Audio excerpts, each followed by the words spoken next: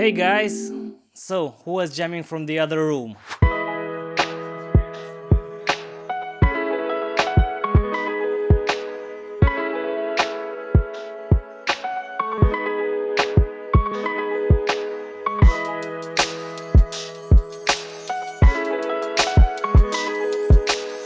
Yep, it was me with the M-Vave SMK25, the second iteration of this MIDI keyboard with Bluetooth.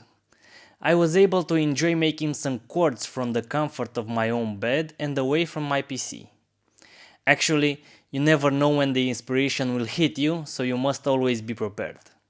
So, this thing transmits MIDI through Bluetooth, a function that really is missing from the more mainstream affordable MIDI controllers such as the Arturia Minilab or the Akai MPK.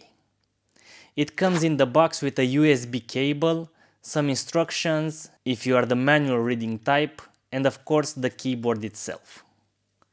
On its back there is a sustained pedal input, a USB-C connector to plug to your PC, and the power up button. The battery life is quite impressive, by the way. I've never seen it hit 0%. This keyboard is packed with features that you may find useful. It has 16 pads and 8 knobs that you can customize as you wish. The keys are maybe not the best quality, but also not the worst, and they get the job done. The pads are another story in a good way. I find they are pretty soft and I like them quite a lot. I usually play drums on the keys, but with this keyboard I found myself using the pads more and more.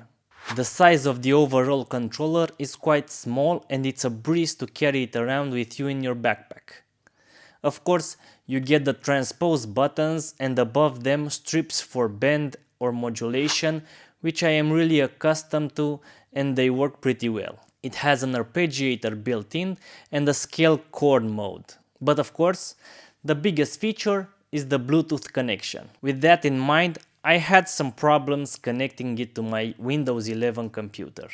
The guys from M-Vave encourage you to use the Korg MIDI BLE driver to do this, but it didn't work for me. If you managed to use it this way, share down in the comments how you did it.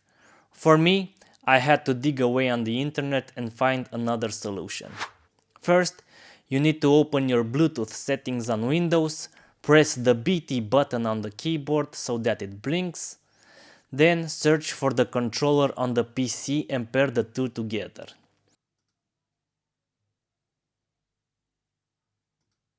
If you don't find the keyboard, make sure you set your Bluetooth device discovery function to advanced, then you can search Bluetooth devices again. As I understand it, Windows 11 doesn't really support MIDI over Bluetooth or the BLE protocol, which is basically a Bluetooth signal that is limited in the amount of data that it transmits, so it has really low latency. This is not the case on a Mac, so no problems there. Not to worry though, for all you Windows users out there, I found a workaround by downloading the Loop MIDI and the MIDI Berry apps. You can find these for free to download. I will leave links in the description. First, I opened the Loop MIDI app and then the MIDI Berry.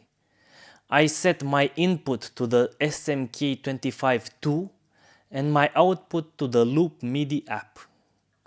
And then, when I press the pads on the keyboard, you can actually see what MIDI info I am sending. Next, I jump into Ableton Live to configure my controller.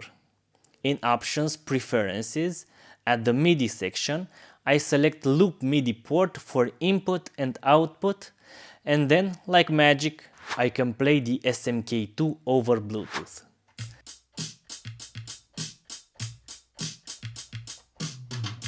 This feature is actually a really great tool for making music on your phone and sketching up some ideas when the inspiration hits you. You just have to download this app called Cube Suite that you can download from the M-Vave site, and it helps configure your keyboard. You search for nearby devices once you are in the app.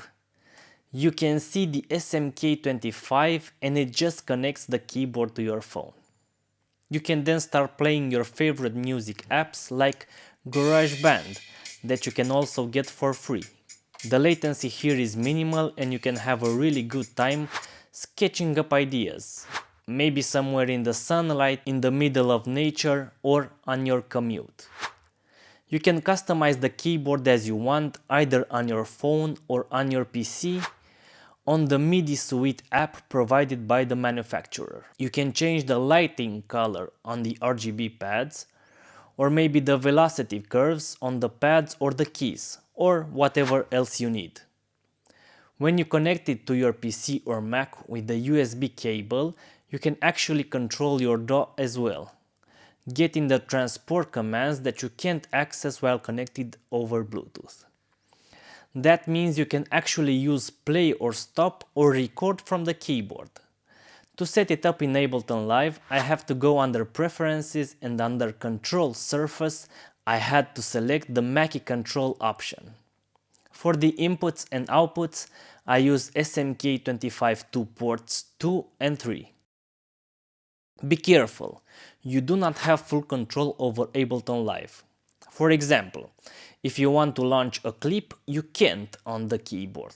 You can only use the big play button in the center, so it's better suited to the arrangement view than for the session. But one little perk you have is the useful little button that you can use to undo actions with one push. What about live looping? Can you do it on this keyboard? Well, of course. It has 16 pads that you can customize as you please in Ableton Live under the MIDI map mode. You can launch or end your clips with their help. On my Arturia Minilab 3, I usually run out of pads to launch new clips, but with this keyboard this is not the case. The knobs are also pretty good if you want to control different parameters. In the end, this keyboard is not without faults, as it takes a little bit of time to set up. But once you get accustomed to what it can do, everything is smooth sailing and all you need is inspiration. As for the cost effectiveness, the Bluetooth function alone makes this keyboard really worth the money, as it doesn't really have a competitor on the market for now. Well, maybe just the SMK Mark I from the same company, but with the added pads and knobs, this one has a way better thought out layout than the old, so more bang for your buck. I hope you like this review and consider subscribing if so. See you in the next one. Cheers!